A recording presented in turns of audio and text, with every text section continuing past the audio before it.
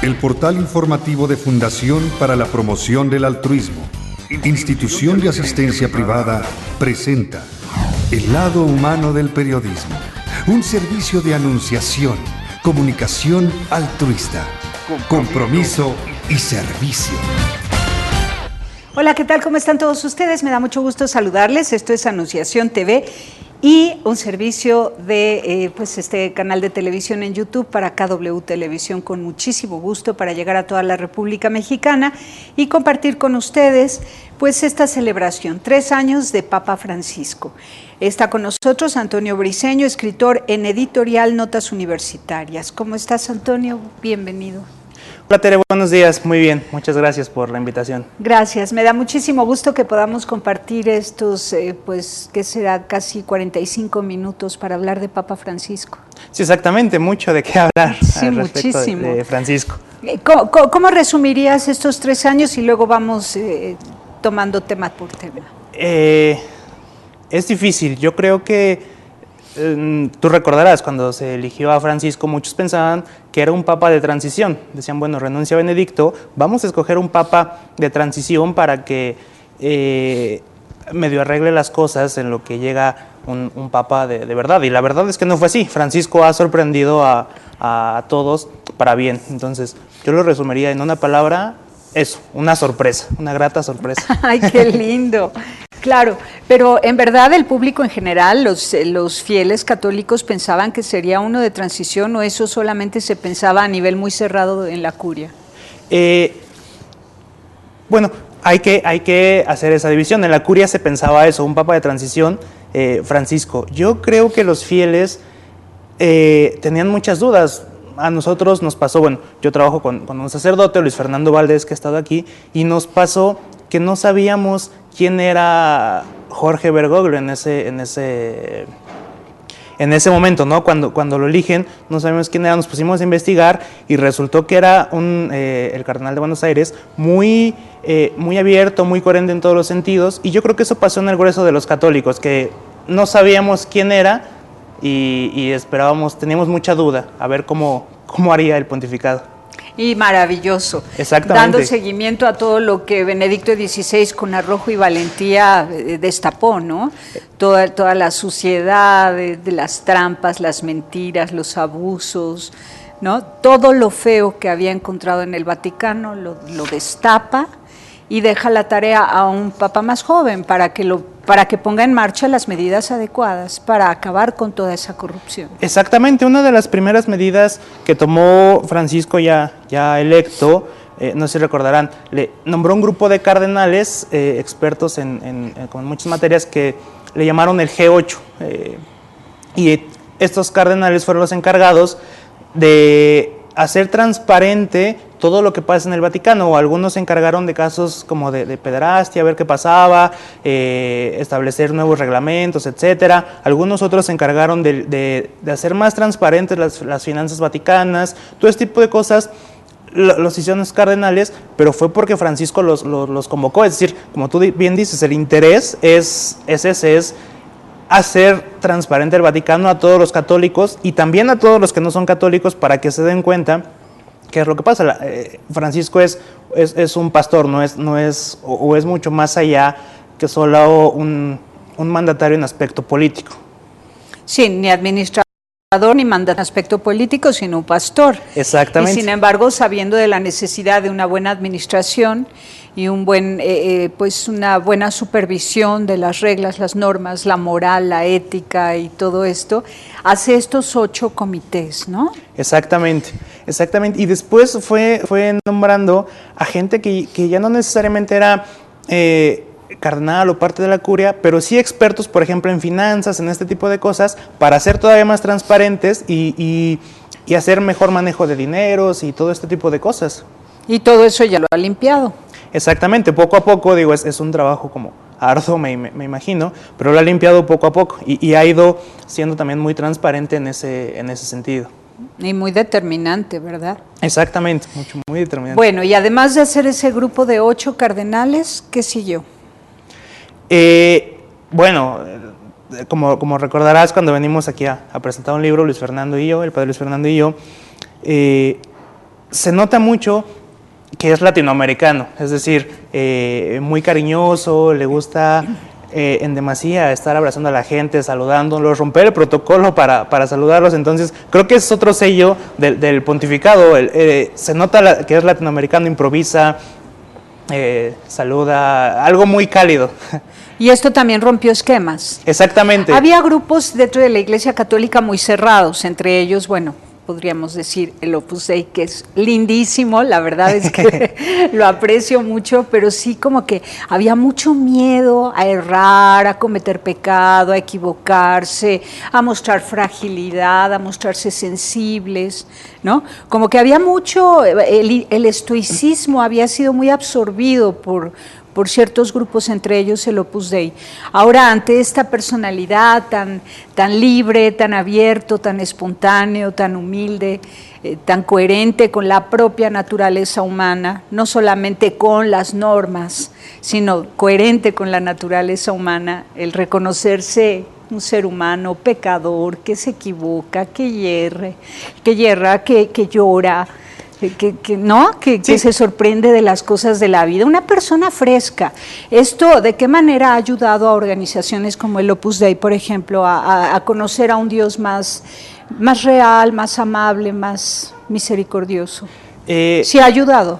Sí, por supuesto. Mira, yo creo que son varias cosas. Por ejemplo, la humildad de Francisco de pedirnos a nosotros que recemos por él.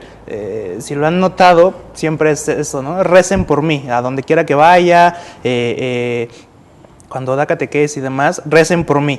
Yo creo que esa es la humildad, de reconocerse uno como nosotros, es decir, es un pastor, pero por ser pastor no está sobre nosotros o no es nuestro líder, sino es más bien uno de nosotros, es el que nos cuida, es el que nos dice hacia dónde vamos, con mucho amor. Entonces creo que eso muchas instituciones lo han aprendido. Que hubo miedo, me imagino que sí, muchos en principio decían, bueno, es latinoamericano y por la forma de actuar a lo mejor tiene que ver un poco o comulga un poco con la teología de la liberación, cosa que ya se vio que está errado, ¿no? Yo creo que al final el mensaje que nos deja Francisco y que es lo que más vale es él y todos los padres, todos los sacerdotes, todos los católicos debemos voltear a ver a las periferias. Es lo que él dice, vamos a llevar nuestra religión a las periferias. La gente no tiene que ir a la iglesia, nosotros, iglesia, tenemos que ir a ellos y ver qué les pasa, qué les duele. Bueno, pero eso el Opus Dei siempre lo ha hecho, destaca por sus obras de caridad. Sí. Yo me refiero más bien a esa forma de relación con Dios, de menos miedo, de menos inseguridad, de menos... sí, así exactamente. Vamos a un corte y nos platicas. Perfecto. ¿Cómo es que Papa Francisco, al presentarnos a Cristo tal cual es, organizaciones cristianas católicas que estaban muy pues que será revestidas del estoicismo, porque además por años de años en la Iglesia Católica el estoicismo tuvo una gran influencia, algunas organizaciones católicas abrazaron ese estoicismo, pero ahora la frescura, la novedad del Evangelio, la misericordia de Cristo es lo que más se nota, ¿no? Y es lo que debe ser. Vamos y volvemos.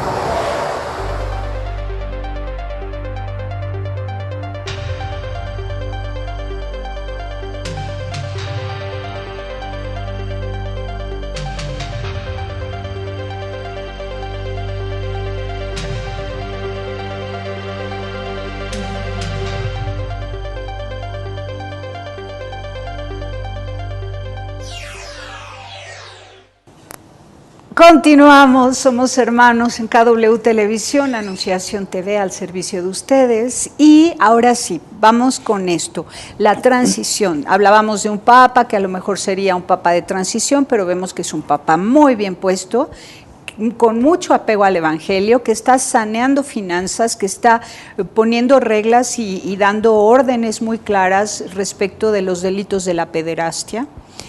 Por otro lado, está mostrando a los pastores cómo se es un buen pastor, y tiene una identidad con Jesucristo increíble, ¿no? Y nos muestra lo que es el amor de entrega total, humilde y sencillo, que no busca su propio interés, sino el bien de todos, ¿no? Abierto a la pluralidad religiosa, con un reconocimiento del poder de Dios impresionante, ¿no? Es padrísimo. Sí, exactamente. Retomando lo que dices, yo creo que la mayoría de los viajes que ha hecho Francisco, uno de los motivos ha sido el diálogo interreligioso, estarás de acuerdo, el diálogo interreligioso y el ecumenismo. La diferencia un poco, diálogo interreligioso es literalmente con otras religiones, musulmanes, todo este tipo de cosas, y ecumenismo es más tratar de unir los distintos cismas que giran en torno al cristianismo. Entonces, yo veo que se ha preocupado mucho por eso, no por quedar bien, sino de verdad por entender a las otras religiones y luego porque las otras religiones entiendan el catolicismo. Sí, el ecumenismo es clarísimo, ¿no? Y él le ha dado seguimiento a lo que Juan Pablo II propuso, a lo que sí continuó Benedicto XVI y él, pues con una experiencia previa grandísima en su relación con los judíos, en el caso del diálogo interreligioso, pero también en el caso del ecumenismo, pues en América Latina, que hay una diversidad enorme de formas de vivir la cristiandad, ¿no? Exactamente. Ahora, pero volviendo a esta frescura del Evangelio, cierto que había grupos en la Iglesia Católica que eran muy estoicos. Sí, y yo creo que Francisco nos ha devuelto esa frescura, esa espontaneidad en el trato con Dios, es decir... y con el prójimo. Exactamente, con el prójimo. Por ejemplo, él cuando habla de la cultura del descarte y hace mucha referencia a los jóvenes y a los ancianos, es decir, los jóvenes...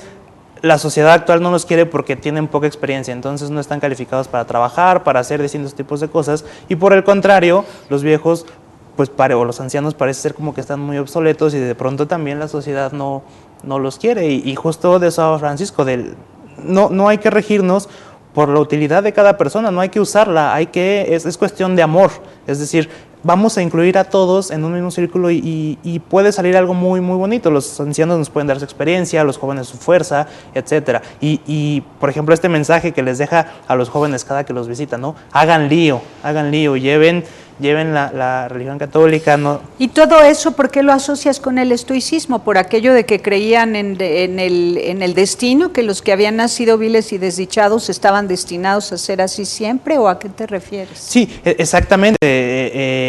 Los estoicos decían que la libertad consistía, o la libertad era tomar una decisión entre dos opciones. Una, aceptar nuestro destino, o la otra, no aceptarlo, pero al final nos iba a arrastrar, es decir, aceptar el destino con dignidad y seguir hacia donde tenemos que seguir, o de plano no seguir, pero de todas maneras la vida nos iba a llevar arrastrando hacia allá. Y Papa Francisco rompe con eso, ¿no? Exactamente. Y él habla de la libertad, la voluntad, la toma de decisiones y que incluye a todos. Exactamente, y eso es bien bonito porque al final pues es justo algo de lo que sabemos nosotros los cristianos, ¿no? Somos hechos a imagen y semejanza de Dios, y una de las cosas en las que somos iguales o a imagen y semejanza es la libertad.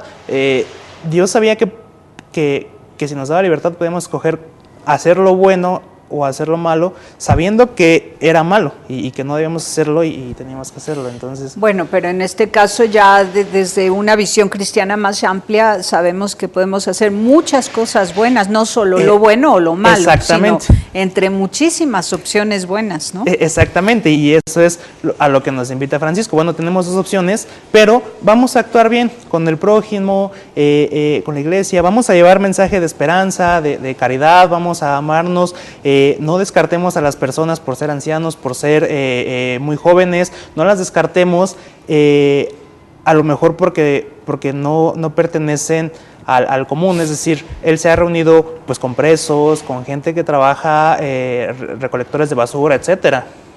Claro, un cariño grande por todos. Exactamente. Ahora, tenemos sus exhortaciones apostólicas, la alegría del Evangelio, la bula de la misericordia, Laudato Si, ¿alguna otra que se me esté escapando?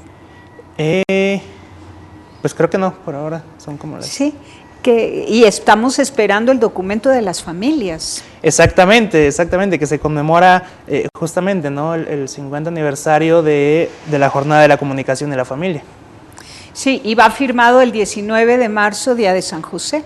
Exactamente. Pero nos la van a presentar públicamente hacia la tercera semana de abril, ¿no? Más o menos. Así es. Y ese tema, o ese otro tema es bonito, el de la familia. Ha dado mensajes. ¿Por qué es importante la familia desde el punto de vista de Francisco? Bueno, él nos dice, hasta Jesús para venir a la tierra, hecho hombre, necesita de una familia, necesita de José un papá que lo cuide, de María una madre que lo cuide, que le enseñe a rezar, etcétera. Entonces, pues ahí la importancia de la familia, ¿no? Si él lo necesita, nosotros con mucha mayor razón.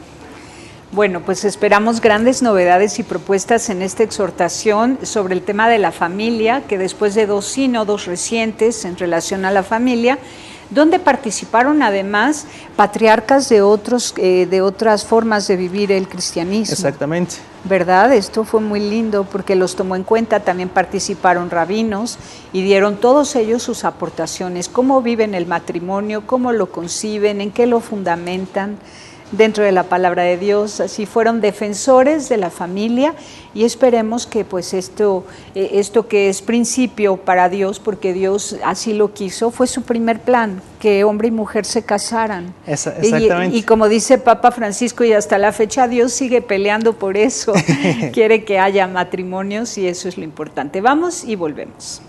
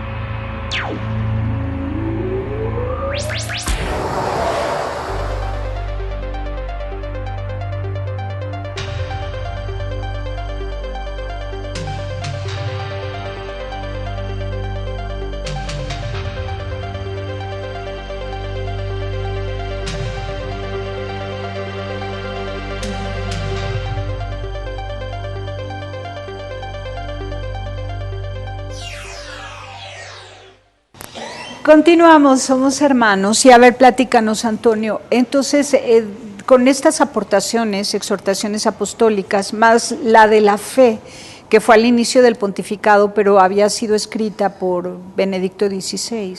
Exactamente, si no mal recuerdo, más bien es una encíclica, Lumen Fidei, Luz de la Fe.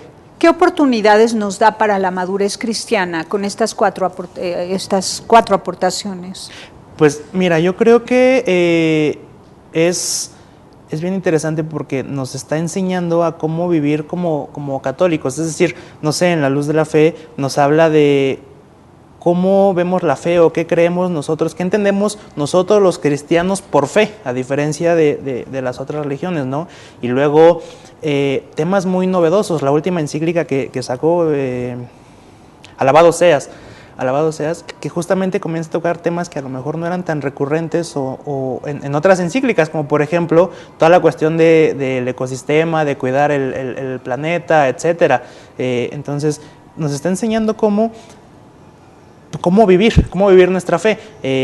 Ahorita platicábamos en el corte que se dice que Juan Pablo II llegó a abrir los corazones de todos los católicos y Benedicto llegó a llenarlos con toda la teología que hizo, con todo lo académico que él es, y tú lo decías bien, Francisco al final vino a enseñarnos cómo aprovechar, cómo poner en nuestra vida diaria eso que nos enseñó Benedicto a través de la teología que hizo.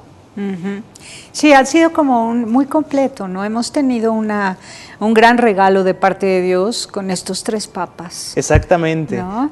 Pero ahora ya no hay tiempo que perder porque la prisa que nos muestra Francisco en todas sus actitudes, porque se viva el amor, la justicia y la paz, es algo que debemos tomar en serio. Hay prisa, no tenemos mucho tiempo como humanidad para seguir permitiendo injusticias, abandono, acaparamiento de riqueza, adoración al dinero. Eso ya debe ser algo prohibido en todas las leyes, ¿no? Prohibido amar el dinero. Todo eso está haciendo tanto daño a la vida humana. Exactamente, que es lo que llama Francisco, ¿no? Tu ídolo el dinero, tu ídolo la riqueza. Vamos a repartir, vamos a compartir. Es el gran mensaje que también siempre está en cada momento con Francisco. Sobre todo el tema del trabajo, ¿no? Él quiere que todo mundo tenga la dignidad de ser humano, hijo de Dios, reflejo de Dios, y eso es con el trabajo. Porque es la manifestación creativa del ser humano a través del trabajo. Exactamente. Servir para servir, dicen por allí, ¿no? O ora et labora, trabaja y reza y trabaja. Entonces, bueno, eso lo tienen ustedes muchísimo en el Opus Dei, ¿no? Exactamente, la noción del trabajo, el trabajo que te santifica. En la medida que tú trabajes, que ofrezcas ese buen trabajo o que ofrezcas hacerlo lo mejor de ti en tu trabajo, es como te acercas más a Dios, porque al final, al haciendo bien tu trabajo, estás sirviendo al prójimo. Es una forma de servir al prójimo. Claro, y el Evangelio dice, el que no trabaje, que no coma. Entonces nos está invitando a que garanticemos que haya trabajo para todos, para que todos tengan esa dignidad de ganarse el pan con el sudor de su frente. Exactamente. Exactamente, pues volvemos a lo mismo, a la cultura del descarte, que se ha dado cuenta mucho que muchas veces los jóvenes no tienen oportunidades solo por ser jóvenes. Pueden tener muy buenas ideas o tienen mucha energía y solo por ser jóvenes no tienen la oportunidad. Ahora, ¿de qué manera crees que haya influido en el clero mexicano la visita de Papa Francisco? ¿Habrá un cambio en sus actitudes, en su forma de pastorear a la gente? ¿Los obispos habrán ganado algunas virtudes y cualidades más parecidas a Jesucristo? Pues yo creo que sí. La importancia, creo yo, del viaje a México de Francisco es el ejemplo. Es decir, él lo ha dicho, ¿no? Hay que ser pastores con olor a ovejas. Es decir, vamos a acercarnos nosotros como sacerdotes, como obispos, como cardenales, vamos a acercarnos a la gente y a ver cuáles son sus necesidades. No hay que poner 2 niveles, yo cardenal y los demás católicos. Entonces, yo creo que ese es el gran aporte, el ejemplo, las ganas de querer estar cerca con la gente, las contagió a la curia mexicana. Ese es el mensaje. Sean también ustedes pastores con olor a ovejas. Vean, atiendan a los católicos mexicanos, vean qué sienten, qué necesitan, acérquense a ellos, pongan los medios a los sacerdotes para que se acerquen. ¿Y a los cristianos en general qué les habrá aportado su visita? Pues yo creo que, o yo esperaría, estas ganas de aceptarnos todos como hermanos. Al final somos cristianos, ¿no? Va más allá de la etiqueta católico, ortodoxo, etcétera. Entonces, espero que haya sido eso, decir, bueno, todos somos cristianos, todos creemos en Cristo, creemos en su mensaje, queremos ser como Él o tener a Él de ejemplo para actuar con base en eso, y espero que ese sea el mensaje. Bueno, vamos a olvidarnos un poco de las etiquetas y vamos a trabajar para seguir uniéndonos como Él lo ha hecho. Ahora, este esfuerzo por actualizarse y estar siempre en contacto con la gente en redes sociales, desde el principio en Twitter, esto también ya lo hacía Benedicto XVI. Exactamente. Benedicto, aunque lo hacía, era muy poco, no tengo el dato preciso, pero creo que tuiteó 11 veces durante su pontificado, una cosa así, y Francisco empezó con un tuit diario, ahora parece que van más, y eso es bien interesante, porque, por ejemplo, en la Jornada Mundial de la Juventud en Río, se rompieron muchos récords de visita, de turismo en Brasil, etcétera, pero uno de los récords que también se rompió fue el de menciones en Twitter de la Jornada Mundial de la Juventud. Se hablaba de 3 millones o más del hashtag JMJ. Es una nueva forma de comunicarse de Francisco que le ha venido bien, que el público, que los cristianos lo hemos tomado bien. No sé si recordarás también que se ha hecho un poco fan de las selfies. Llega a un lado y se toma foto con los jóvenes o esto, lo otro. Hace luego videos con su propio celular, se graba y manda un mensaje a la comunidad. Entonces, creo que está sabiendo aprovechar muy bien toda la tecnología que hay hoy en día. Claro, todo lo que a él le permite acercarse a la gente. Ya ves que hace hasta llamadas telefónicas personales. Exactamente. Eso es, pues hay varios casos, ¿no? Me acuerdo de uno en Navidad, que llama a un convento en Roma y nadie le contesta, entonces deja un mensaje de voz en el teléfono, todavía a modo de broma. Bueno, ¿qué estarán haciendo las monjas que no pueden atender una llamada del Papa? Sí. No, y a sus amigos de Argentina les ha llamado. Exactamente, a amigos de Argentina, a gente que ha tenido también desgracias. Le llamó a una familia en la que su hijo había fallecido, no recuerdo si se había suicidado, un poco trágica la historia. Le escribieron una carta a él porque no encontraban consuelo, les estaba haciendo muy difícil llevar todo ese proceso, y la respuesta de Francisco, más allá de otra carta, fue llamarles en persona y explicarles un poco el sentido de la muerte, el dolor del duelo, etcétera. Entonces, ¿Qué mejor ejemplo queremos de cercanía, de pastor con olor a oveja, que el de Francisco a través de esos? Lindísimo. Exactamente. Y cómo ha rechazado todos los adornos y todas las cosas caras. Exactamente. Yo creo que el primer síntoma de eso es vivir en Santa Marta. En Santa Marta ya dejó las habitaciones pontificias, se fue a Santa Marta, que es algo un poco más discreto. Su coche tiene un coche pequeñito, un sedán, que era de otro cardenal. Cuando va en las visitas también, carros chiquitos. Luego se impresionan porque son carros mucho menos lujosos que los de los mandatarios. No le gusta usar coches blindados. Y bueno, la sencillez y la justicia, ¿no? Que lo primero que hizo cuando salió del cónclave, ya elegido papa, fue pagar la cuenta del hotel en donde se había quedado. Ese tipo de cosas, ¿no? O irse en autobús junto con los demás cardenales en lugar de irse un gran testimonio de libertad. Exactamente. Un gran testimonio de amor a la libertad y de la cercanía con la gente. Pues te agradezco muchísimo por haber estado con nosotros. Gracias por acompañarnos a celebrar estos 3 años del pontificado de Papa Francisco. Antonio Briceño, en nombre del Padre Luis Fernando Valdés. Así es. Muchas gracias por la invitación. Muchas gracias. Pásela bien haciendo el bien. Hasta la próxima. Sí hay soluciones. Aquí, en el portal informativo de Fundación para la Promoción del Altruismo, Institución de Asistencia Privada. El lado humano del periodismo.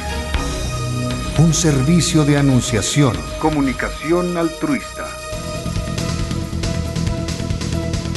Participa en Facebook, Todo México Somos Hermanos, y síguenos en Twitter, @somos_hermanos.